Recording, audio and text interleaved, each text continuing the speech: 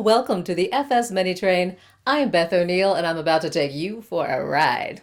A car ride, not like a mini train ride. I guess it's kind of both. Did you know Facility Services has over 180 vehicles in our fleet?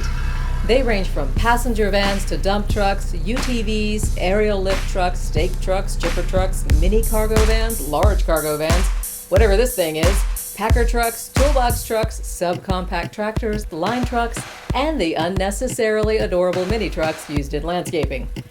And of course, there are the EVs. At the time of this recording, there are 8 electric vehicles in the FS pool. And just like any of the other pool vehicles parked outside of the complex, if you're a Facility Services employee with a valid driver's license and you're heading out during your shift for a work-related task, you can check one out. That involves having your fingerprint put into this system by one of those gentlemen so you can get to these keys. You'll also need a personal GPS fob provided by Fleet Management. More on that later. Now, if you've never driven one of our EVs, it can be a little confusing at first. Allow me to help with that. The Leafs use an IntelliKey, which you may already be familiar with. It doesn't have a key blade you insert to start, it just needs to be inside the car to be able to start it. To start the EV, press the brake and hit the power button. Tap your fob against the GPS sensor pad so the car registers you as the driver and stops yelling at you. And throw it into gear. To do that, you'll have to move the shift lever according to the little diagram above it. For example, left and down for drive. Moving the shift lever left and down again will put the car into B mode, which is used for downhill driving. It increases the car's use of the regenerative braking system. Regenerative braking is a way of using the wasted energy from the process of slowing the car to actually charge the batteries that are driving the car. It helps extend the driving range, as does the Eco mode. Eco mode consumes less power for the traction motor by reducing the amount of acceleration you get when you press the pedal, as compared to the same accelerator pedal position when the car's in drive. To turn it on or off, just push the button. And then there's the e-pedal system. E-pedal kind of turns the car into a one-pedal vehicle. You're only using the accelerator pedal, so you don't have to move your foot back and forth between the two pedals. It's useful in stop-and-go traffic. Pressing the accelerator causes the car to speed up, and lifting off the accelerator mimics stepping on the brake pedal, so the car will start to slow down and even come to a complete stop without touching the brake, although you can if you want to. It's not for everyone, but if you want to try it, pull the switch to turn it on or off. To turn the vehicle off, simply put it in park by pushing the P on the shift lever and then push the power button. Now, while EVs need to be charged, of course, they don't necessarily need to be charged every time they've been driven. After all, we have 8 EVs and 4 chargers, and charging too frequently can actually negatively impact the lifespan of the battery. If you've driven the vehicle and the charge level, which is easily visible on the car's display, is under 30%, hook it up to an available charger.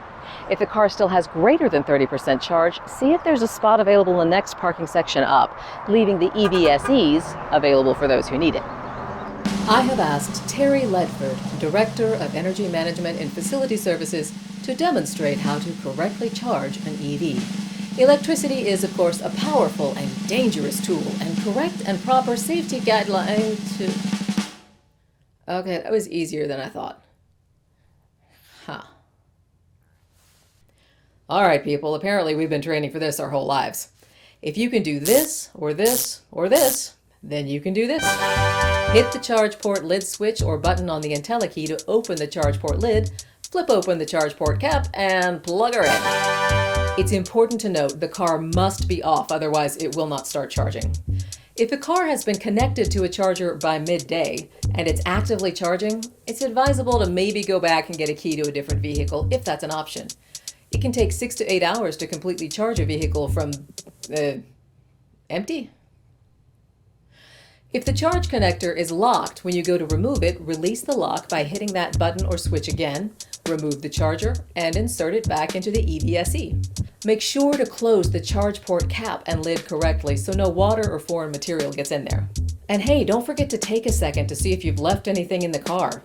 Fleet Management does maintain the exterior of the vehicle, but the interior is all Facility Services.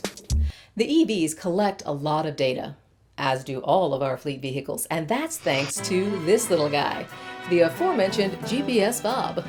Most of the vehicles in the fleet are equipped with a GPS locating system, and actually, it does a lot more than just track location. If you're interested and you have access to the system, you can check out how many of our vehicles have been speeding, how much time they've spent idling, and what that's costing us, or who's taking corners too quickly or accelerating too rapidly. It's also possible to look at individual vehicles and check out their trip history, or, of course, to find a specific vehicle's location. There's even a map. The stars and triangles on the map are all our vehicles.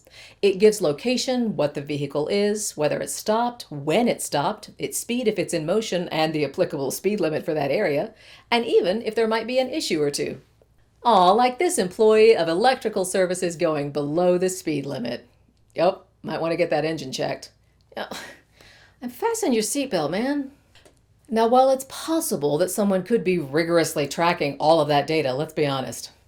Ain't nobody got time for that. For the most part, this system is used forensically. For example, if we've had a shelter vehicles order because of possible hail, but no one knows where the last shift left the truck, we can use this system to find it.